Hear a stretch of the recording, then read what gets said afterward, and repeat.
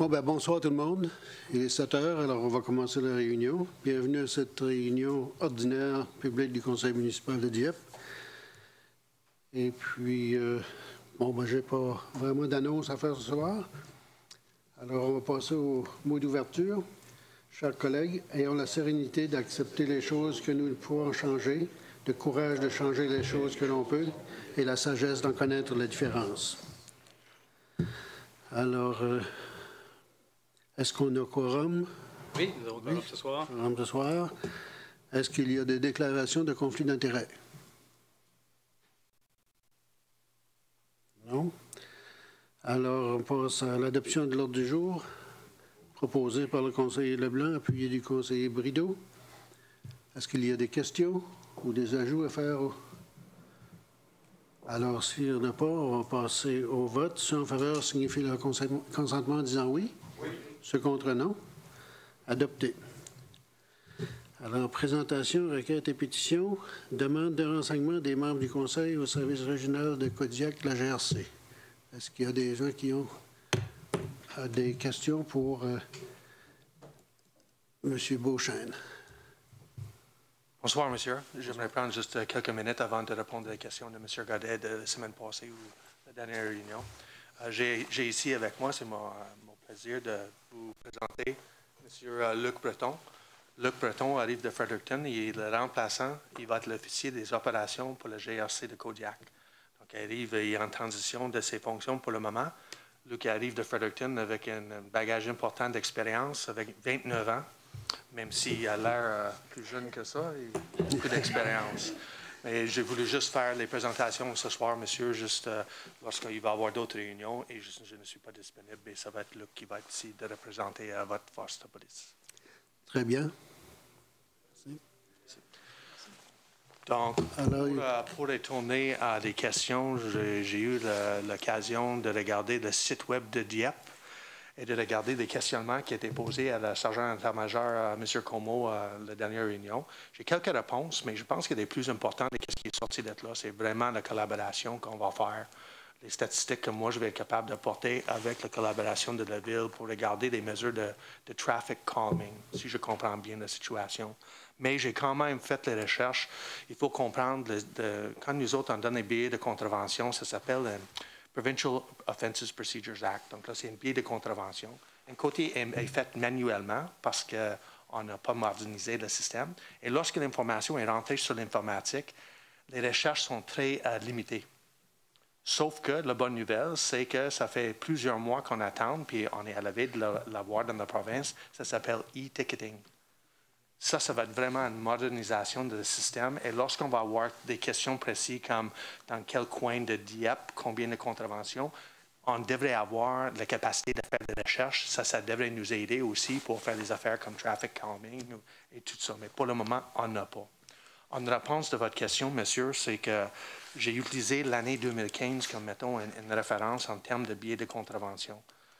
Kodiak a donné l'année passée, de janvier à décembre l'année 2015, environ 3 000 contraventions. Mais ça, c'est pour les 3 municipalités, Dieppe et Moncton. Quand nous autres, on est capable de dire qu'à Dieppe, on a donné 530 contraventions, et de ça, à peu près 12 % étaient pour la vitesse. Toutes les autres étaient basées sur la loi sur les véhicules à moteur, et puis il y en a des sections là-dedans. Et c'est dépendant des informations qu'on a eues et l'enquête qu'on a faite, on a donné de bons billets en question. Donc, je ne sais pas si j'ai répondu un petit peu à votre question, monsieur.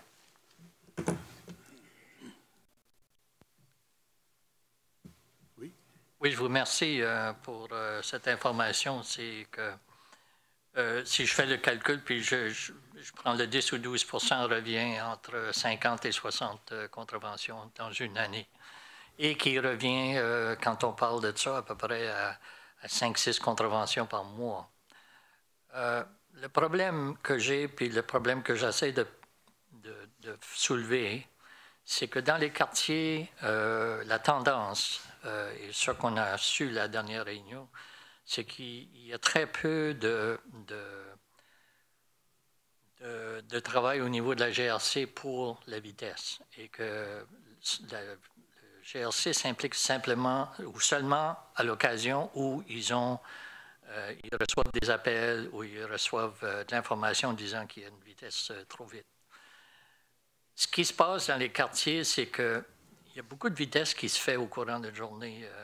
Et les chances sont peut-être 1 sur 1000 de se faire prendre. Donc, les gens sont très confortables à faire la vitesse qu'ils veulent. Puis, justement, la semaine dernière, j'étais dehors sur mon terrain, puis il y a un BMW qui a passé à 90-100 km à l'heure. Il passait tellement vite que je ne pouvais pas prendre sa licence tant qu'il allait si vite. Puis, je cherche un moyen de réduire ces vitesses-là, non seulement sur la Vanier où je demeure, mais sur la Tranquille. Il y a au moins 5-6 rues à Dieppe où les vitesses sont vraiment difficiles à croire des fois. Et la seule façon d'arrêter ça, d'après moi, puisque les chances de se faire prendre sont tellement réduites, c'est de trouver des obstacles physiques. Et je parle des stops à trois stops. Je parle aussi des polices silencieux, là, que je pense que c'est le nom des choses qui se trouvent sur la rue Gauvin. Donc, je cherche des choses qui pourraient remplacer ce qui ne passe pas dans le moment. Parce que je pense que vous êtes d'accord avec moi que la gendarmerie ont d'autres choses à faire. Ils ont d'autres choses beaucoup plus sérieuses. Mais quand même, nos quartiers, il y a des familles, il y a des gens qui se plaignent de cette vitesse-là.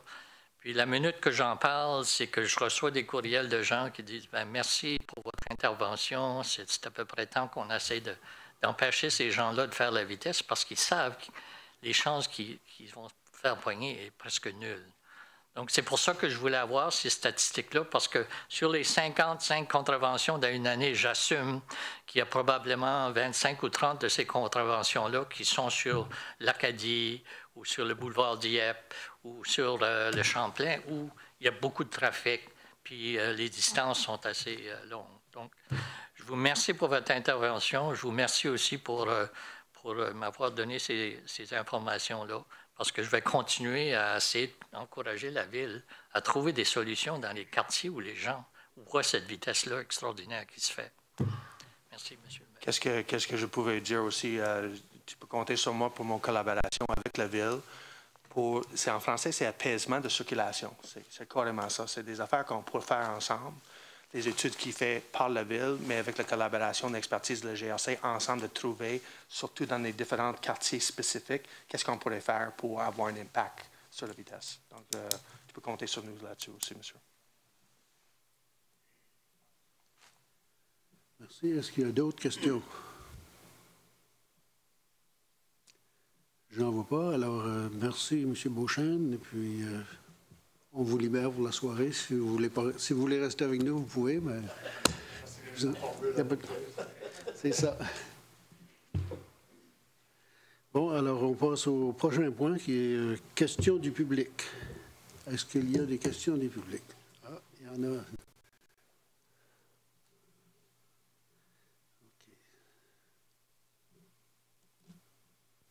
Bonsoir, M. Béliveau. Bonsoir, M. le maire suppléant, Madame la conseillère, les membres du conseil, M. le directeur général.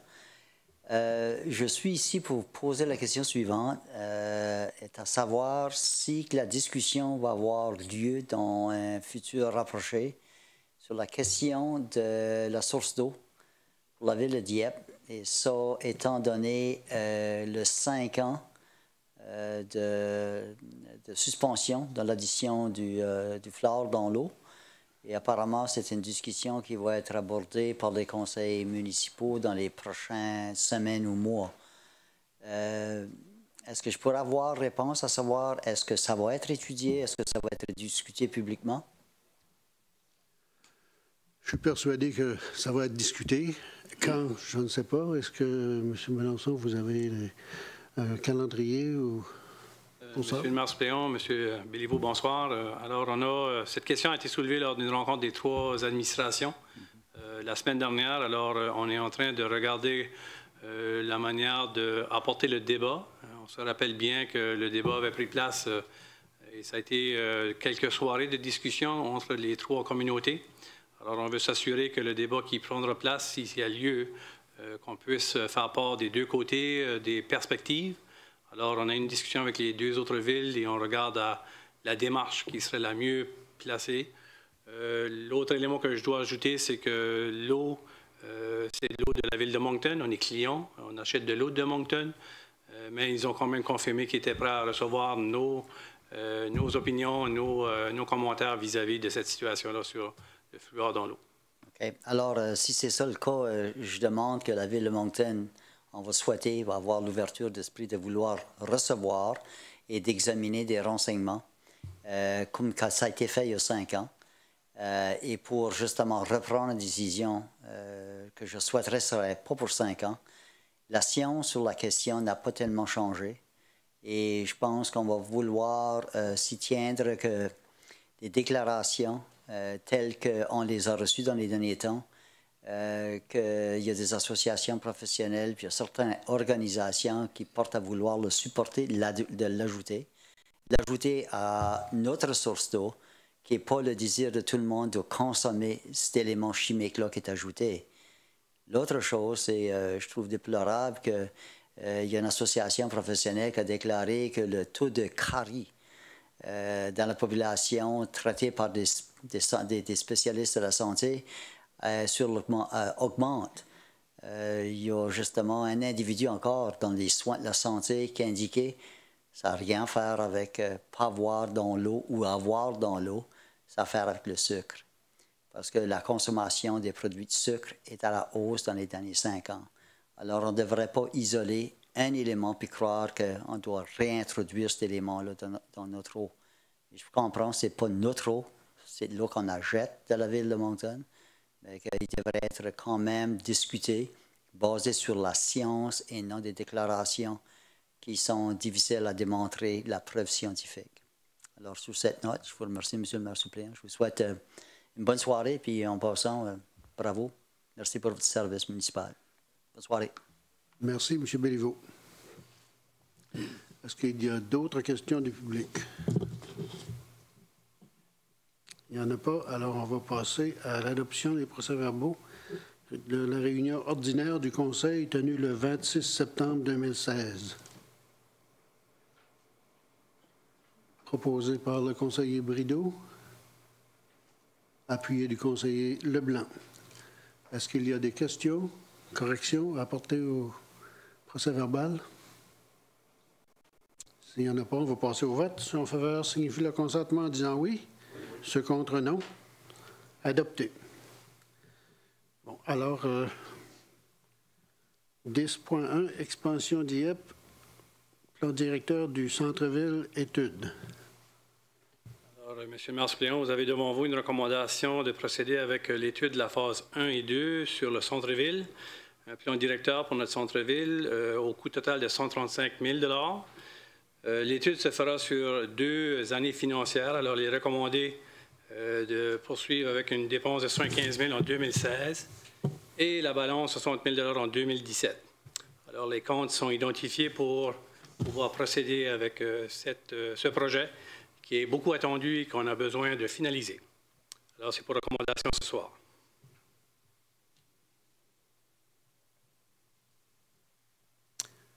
Conseiller Brideau, vous voulez en faire la lecture? Oh, excusez-moi. Merci, Monsieur le maire suppléant. Alors que le Conseil autorise le paiement de 135 000 à Expansion Dieppe pour les dépenses reliées aux parties 1 et 2 de l'étude du plan directeur du centre-ville de Dieppe, soit 75 000 en 2016 et 60 000 en 2017, et autorise en plus que ces dépenses soient prélevées sur le compte numéro 1-2-55-73-2805. Budget de fonctionnement général, Expansion Dieppe. Ainsi que le Conseil autorise un transfert budgétaire au montant de 75 000 au compte numéro 1-2-20-19-2950, budget de fonctionnement général, administration autre, au compte numéro 1-2-55-73-2805, budget de fonctionnement général, Expansion Dieppe, pour les dépenses de 2016, Ainsi que le Conseil autorise un transfert budgétaire pour l'année 2017 au montant de 60 000 du compte numéro 7-4-20-12-8910, Fonds de réserve de fonctionnement général, au compte numéro 1-2-55-73-2805, budget de fonctionnement général, expansion Dieppe. Je vous le propose, Monsieur le maire adjoint. Posé par le conseiller Brideau, appuyé par la conseillère Arsenault. Question à conseiller Leblanc. Merci beaucoup, Monsieur le maire suppléant. Une question qui nous est posée souvent, c'est le stationnement au centre-ville avec l'ajout des nouvelles édifices. Est-ce que le plan directeur va toucher ce point-ci? Oui, Monsieur le maire suppléant, on a dans la phase 1, la partie des stationnements et le besoin futur fut adressé dans l'étude et on attend le dépôt de ce rapport-là dans les prochaines semaines. Alors oui, cette question-là a été soulevée et fera partie intégrale du rapport final. Un stationnement à long terme. À long terme. C'est ça. Merci beaucoup. Merci. Conseiller Alain. Merci beaucoup, Monsieur le suppléant. Monsieur le directeur, je suis un peu surpris que la compagnie qui ont choisi WSP, c'est des ingénieurs. Puis je regarde le jeune Alexandre ici, c'est un urbaniste. Y a-t-il une manière à savoir s'il y a des urbanistes qui vont travailler sur ce dossier? Le centre-ville, c'est bien plus qu'un stationnement, c'est bien plus qu'un des buildings. C'est le milieu où on va vivre, c'est notre petit bijou de notre ville. Puis je trouve que je connais pas assez WSP, mais je trouve qu'il y a une vision plus d'ingénierie, puis pas une vision d'urbanisme qui va quand même c'est des professionnels, les urbanistes qui englobent tout, qui vont regarder à toutes les facettes, tandis que les ingénieurs habituellement veulent régler des problèmes. Donc, je lance juste ça. C'est tellement une ignorance de WSP, mais c'est juste à dire. Et aussi, je ne vois pas les 4 autres. Il y a que le conseil d'expansion Dieppe a regardé aux 4 autres. Les 4 autres personnes qui ont. Les 4 autres offres de services ou quelque chose.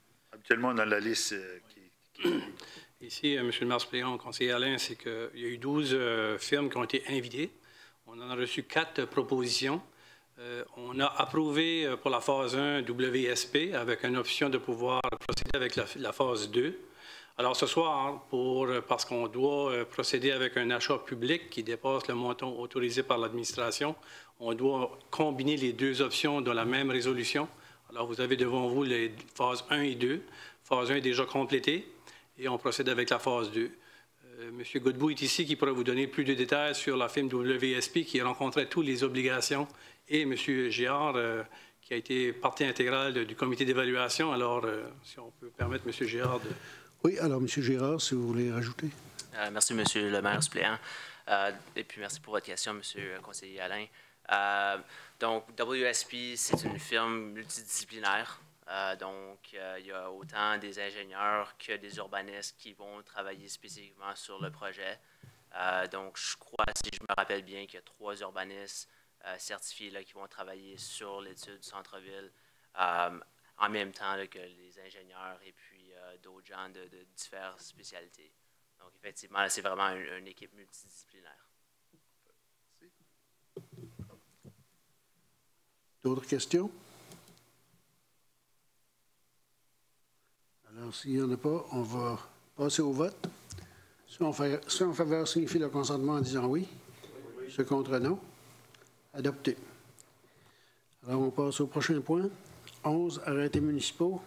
11.1, arrêté Z-9-2, modifiant l'arrêté concernant le plan d'aménagement municipal du boulevard Dieppe, Nouvelle École. C'est la lecture dans son intégralité. Lecture dans son intégralité. Conseiller Leblanc.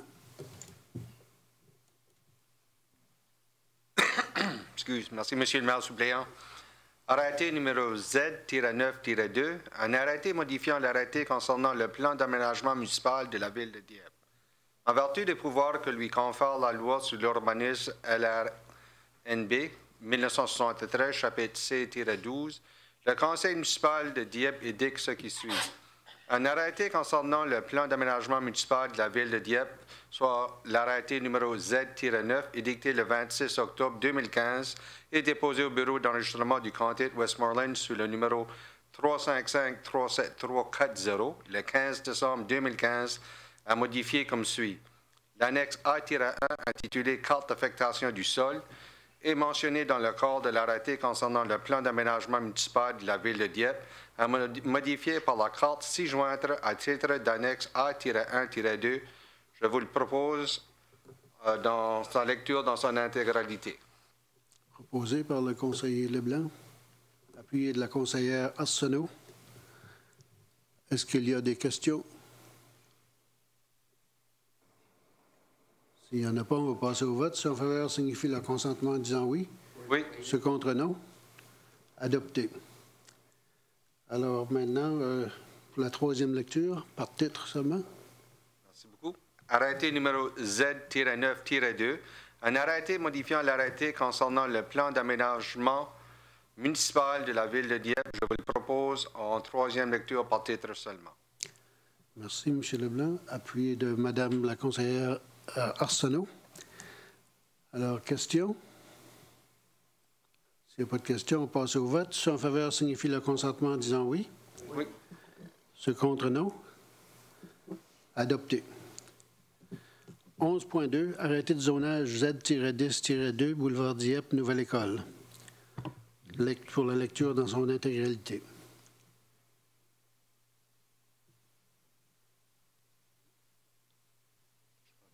Conseiller Brideau. Merci, maire adjoint.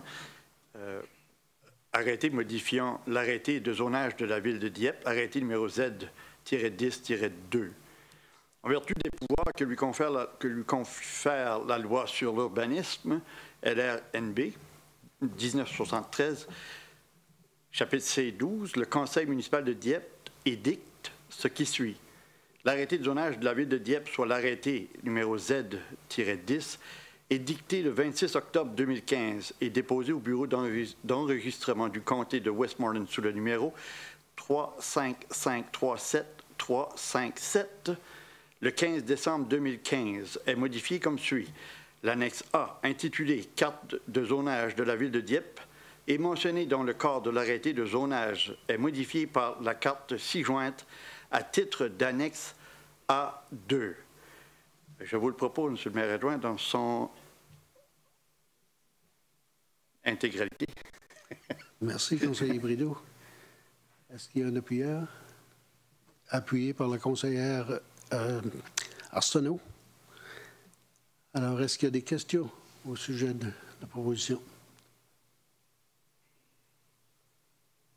S'il n'y en a pas, on passe au vote. Ceux en faveur signifient leur consentement en disant oui. Oui. Ceux contre non. Adopté. Maintenant, 11.2.2, troisième lecture, par titre seulement. Merci, M. le maire adjoint. L'arrêté numéro Z-10-2, un arrêté modifiant l'arrêté de zonage de la ville de Dieppe. Je vous le propose, M. le maire, par titre seulement. Merci. En troisième lecture, en titre seulement. Merci, M. Brideau. Appuyé de Mme Arsenault au nouveau. Oui. Alors, est-ce qu'il y a des questions? Alors, on passe au vote. Ceux en faveur signifient le consentement en disant oui. Oui. Ceux contre non. Adopté. Prochain point, 11.3, arrêté C-2-2016 réglementant la collecte et l'élimination des ordures. 11.3.1, lecture par titre et numéro d'article seulement.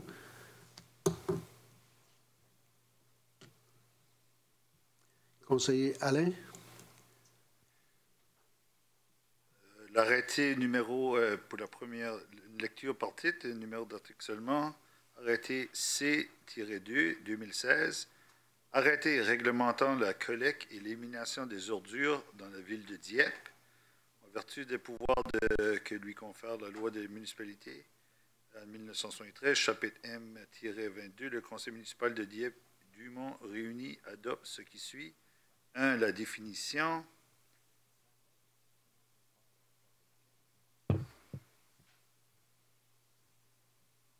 C'est ça? Oui. Je vous le propose, Monsieur le maire suppléant. Proposé par le conseiller Alain, appuyé de la conseillère Arsenault. Alors, est-ce qu'il y a des questions au sujet de la proposition? Oui, conseiller Godette. Je voulais juste savoir, j'ai pas vu trop de rien dans les journaux encore concernant les changements de waste management. Est-ce qu'il y a eu un retard parce que là, on est rendu la mi-octobre? Monsieur le maire suppléant, alors, Madame Duguay, si je me trompe, vous me corrigez parce que je l'ai fait la dernière fois, mais dans la semaine du 17, l'information va circuler dans toutes les maisons et on est en train de planifier une présentation au conseil de la réunion du 24 octobre. Alors, on va par zone. Alors, Moncton et Riverview débutent la semaine du 17 et le Dieppe débute la semaine du 24. Merci, M. Mélenchon. Est-ce que ça répond, M. Godette? Oui. Alors, d'autres questions? Je n'en vois pas. Alors, on va passer au vote. Ceux en faveur signifient leur consentement en disant oui. Oui. Ceux contre non. Adopté. Alors, on passe à 11.3.2, troisième lecture, par titre seulement. Troisième lecture par titre seulement de l'arrêté C-2-2016, arrêté réglementant la collecte et l'élimination des ordures dans la ville de Dieppe. Je vous le propose, Monsieur le maire suppléant. Proposé par le conseiller Alain, appuyé de la conseillère Arsenault. Alors, est-ce qu'il y a des questions au sujet de la proposition? Je n'en vois pas. Alors, on passe au vote. Ceux en faveur signifient leur consentement en disant oui. Oui. Ceux contre non. Adopté. Alors, numéro 12, avis de motion. On n'a pas d'avis de motion ce soir. Alors, numéro 13, demande de renseignements et annonce des membres du conseil. Alors, je vais commencer à ma droite avec le conseiller Godette. Merci, Monsieur le maire adjoint.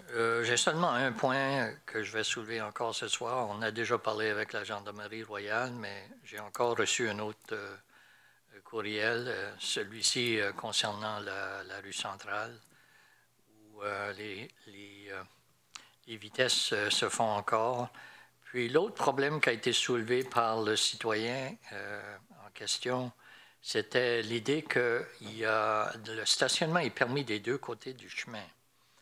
Puis il y a 2 ou 3 entreprises qu'on appelle maisons, des entreprises où ils font des coupes de cheveux, ou je ne sais pas quel autre service qu'il y a. Mais au courant de la journée, il y a plusieurs voitures des deux côtés du chemin qui sont stationnées pendant toute la journée à tour de rôle. Effectivement, c'est une zone, je pense, assez importante au niveau des pompiers. C'est une route assez importante au niveau de la circulation. Puis la route est très, très restreinte à cet endroit-là. La personne qui me parle de ça est impliquée comme premier répondeur.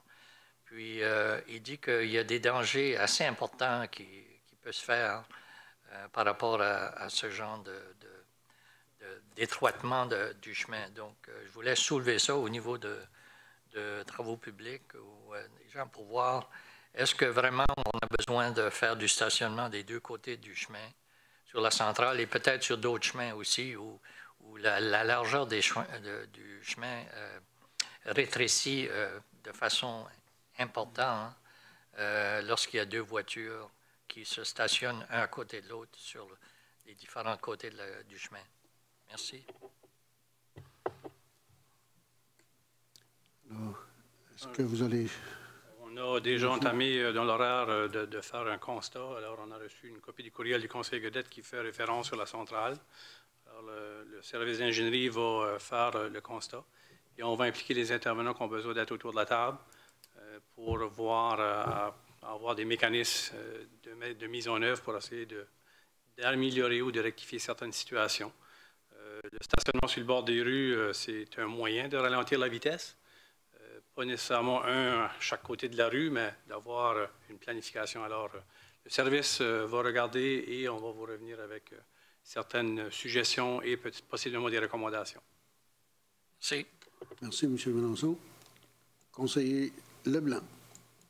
Merci beaucoup, maire suppléant. Une annonce à ce soir pour les résidents de Dieppe. C'est juste de rappeler les gens que cette semaine, c'est la semaine des collectes spéciales des ordures d'automne et puis la journée des résidus domestiques dangereux. Ça a commencé ce matin. Alors, il y a eu aujourd'hui, mercredi, pour les gens qui ont leur vidange le mercredi et vendredi de cette semaine. Et pour la journée des résidus domestiques dangereux, aura lieu ce samedi, le 15 octobre, de 9h à 14h, au centre des opérations sur la rue Ruffin. Alors, si vous avez des objets que vous voulez vous domestiques ou non domestiques, c'est cette semaine à vous en débarrasser. Merci beaucoup, maire suppléant. Merci, conseiller Leblanc. Maintenant, le conseiller Brideau. Merci, M. le maire adjoint. Je n'ai rien à présenter ce soir. On va passer vite. Merci. Alors, la conseillère Arsenault. Merci, M. le maire suppléant. Moi, j'ai deux choses à parler. Le 4 octobre, j'ai été à Electoral Reform in Canada. C'est un panéliste qui avait à Mount Allison University, au Crabtree Building. Puis il y avait 3 spécialistes, 3 docteurs. Il y avait William Cross, Don Deseret, Joanna Verrett. Puis ils sont spécialisés dans la politique, le rythme électoral.